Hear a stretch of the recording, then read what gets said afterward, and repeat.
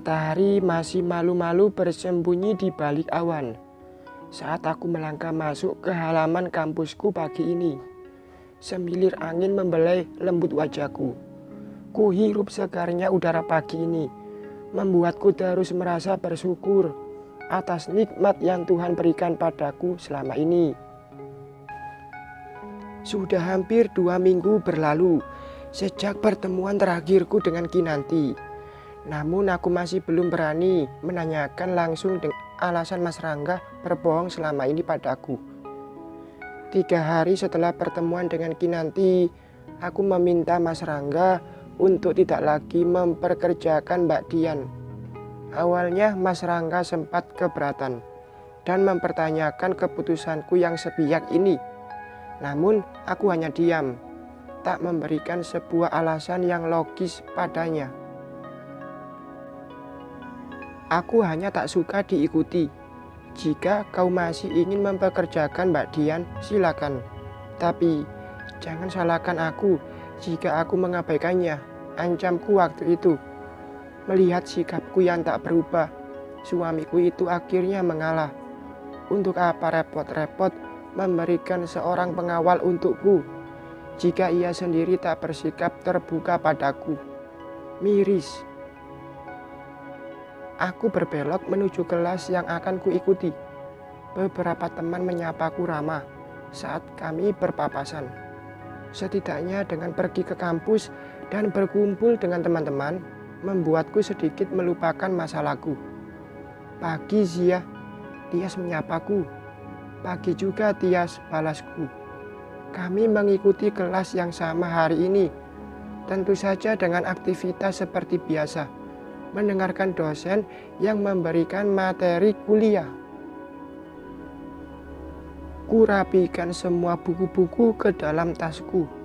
Semua mata kuliah hari ini selesai ku ikuti. Sebelum meninggalkan ruangan ini, aku memeriksa lagi barang-barangku. Takut ada yang tercecer. Kau mau langsung pulang, Zia? Tanya Tias. Iya, ada apa? Tanyaku. Temani aku ke mall yuk, ajaknya. Aku melirik jam tangan yang kupakai. Masih pukul 11:30 siang. Melihat wajah Tias yang dibuat memelas, mengharapkan aku untuk ikut menemaninya, membuatku akhirnya mengalah. Oke, baik, akan aku temani, ujarku menyetujui permintaannya. Ayo naik ke mobil, ajakku padanya. Pak Arsyad langsung menyalakan mobil. Begitu kami berdua masuk ke mobil. Perlahan mobil ini berjalan menjauh meninggalkan pelataran kampus ini. Maaf Mbak, kita langsung pulang atau mampir dulu? Tanya Pak Arsyad sambil melirikku dari spion mobil. Aku menoleh pada Tias, meminta, mall mana yang ingin dikunjunginya? Kita mau jalan kemana? Ke Plaza Senayan saja, jawabnya cepat. Oke, Pak, kita ke Plaza Senayan ya, pintaku pada Pak Arsyad. Baik, Mbak. Mobil ini melaju di padatnya jalanan ibu kota, jalanan yang tak pernah sepi kendaraan. Aku menatap keluar jendela, menikmati perjalanan kami, sesekali menanggapi perkataan Tias. Dari balik kaca jendela mobil, aku menatap seorang gadis yang tengah menjajakan dagangannya. Seorang gadis yang membawa baki atau tampah berisi beberapa jenis kue dan roti yang ia tawarkan pada setiap pengendara motor yang berhenti di lampu merah ini. Aku kembali mengamati gadis yang berjalan, menawarkan dagangannya itu. Seketika aku jadi teringat masa lalu, saat-saat masih mendorong gerobak. Entah kenapa, tiba-tiba ada rasa haru saat menatap gadis itu. Apa yang kau lihat, Zia? Tanya Tias tiba-tiba membuatku terkejut. Tak ada. Coba lihat motor yang dikendarai oleh ibu yang berbaju merah itu. Kau bisa menebak ke arah mana ia akan belok. Aku menunjuk ke sebuah motor metik yang tak jauh dari mobil kami. sebuah motor metik dengan lampu sin yang sudah menyala di sisi kanan. Entahlah, emak-emak kan rajanya jalanan. Cuma dia dan Tuhan saja yang tahu kemana ia akan berbelok, guraunya. Aku terkekeh mendengarnya. Tak berselang lama, aku menunjukkan padanya seorang gadis yang kuperhatikan tadi. Kau lihat gadis yang menjajakan dagangannya itu? Tias mengalihkan pandangannya ke arah gadis yang kutunjuk. Gadis itu masih berjalan, menawarkan dagangannya. Iya, kenapa dengan gadis itu? Ia balik bertanya. Gadis itu mengingatkanku akan masa laluku sebelum menikah, ungkapku. Maksudnya, aku tak mengerti Zia. Terlihat ia sedang mengernyitkan dahinya. Sebelum menikah, aku hanyalah gadis miskin, penjajah gorengan keliling. Hampir sama dengan apa yang dilakukan gadis itu. Tias menyipitkan mata, memandangku dengan tatapan tak percaya. Benarkah? Ia bertanya, meyakinkan dirinya. Iya. Tiba-tiba roda nasib berputar, lalu aku bisa naik mobil mewah ini. Jelasku singkat. Nasib orang memang tak ada yang tahu. Siapa sangka, ternyata kau sekarang istri seorang pengusaha muda yang sukses. Pujian Tias membuatku menggigit bibirku. Mbak, kita sudah sampai, ucapan Pak Arsyad membuatku menoleh ke arah mall megah ini. Saya akan menunggu di parkiran. Jika sudah mau pulang, beritahu saja. Saya akan jemput Mbak Zia lagi di sini, terang Pak Arsyad, sopirku. Baik Pak, terima kasih. Aku dan Tias keluar dari dalam mobil. Pak Arsyad pun berlalu, berbelok mencari parkiran. Ayo cepat masuk Zia. Tias menarikku masuk ke dalam mall ini. Entah apa yang ingin dicarinya di sini. Kami menelusuri tiap jengkal mall ini, hingga akhirnya sebuah sepatu yang dicarinya ketemu. Setelah hampir 1 jam berkeliling. Kau memintaku menemanimu ke sini hanya untuk membeli sepatu ini, tanyaku sambil menggelengkan kepala. Ini sepatu yang diincar Gilang. Aku ingin memberinya sepatu ini sebagai kejutan ulang tahun untuknya, tutur Tias tanpa rasa bersalah, memamerkan sepatu untuk hadiah kepada kekasihnya itu padaku. Dasar bucin, sungutku. Ia tak menggubris perkataanku, lalu berjalan meninggalkan outlet sepatu ini.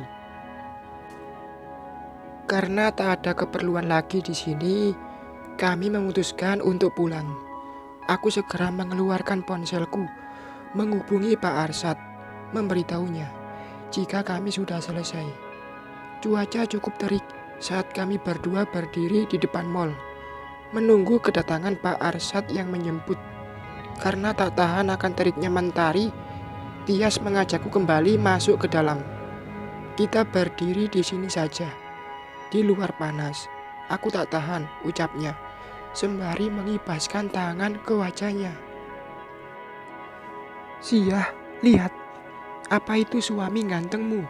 Tanya Tias menepuk bahuku. Di mana? Aku mencari arah yang ditunjuk Tias. Di sana. Tias menunjuk seorang pria berjas hitam yang tengah menelepon. Tak begitu jauh dari tempat kami berdiri.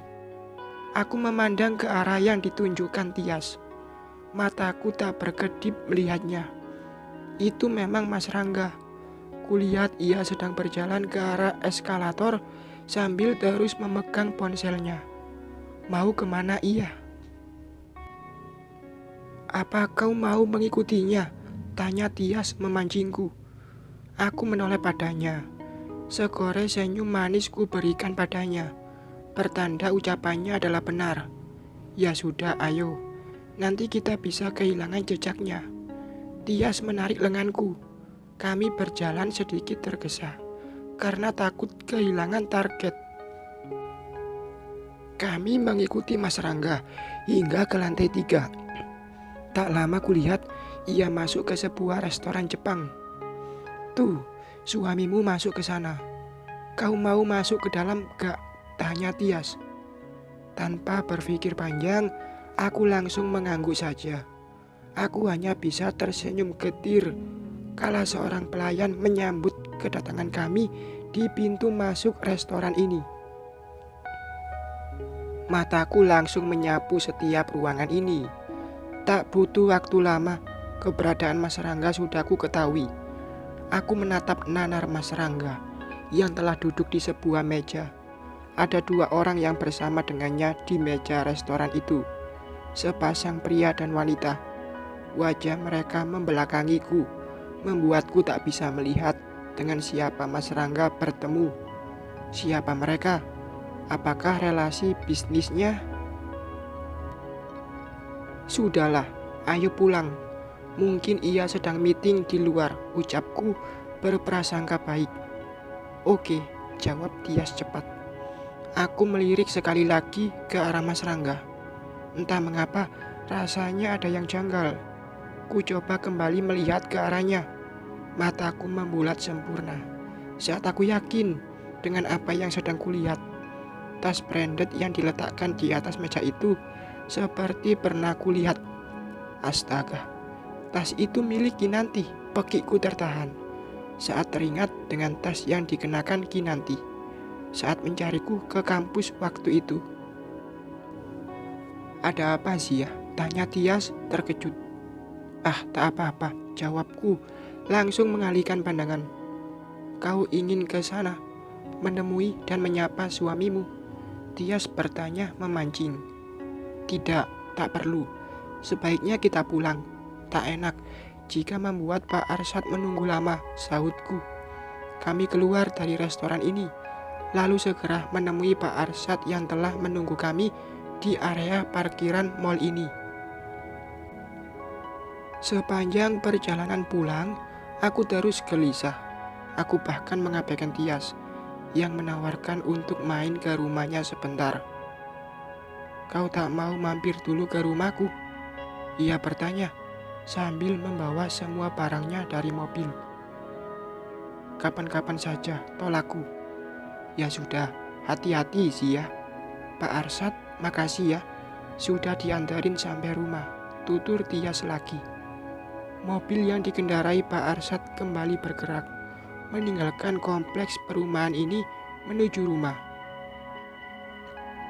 Aku masih gelisah mengingat pertemuan Mas Rangga dengan Kinanti tadi. Perasaanku semakin tak menentu memikirkan apa yang kali ini rubah betina itu rencanakan.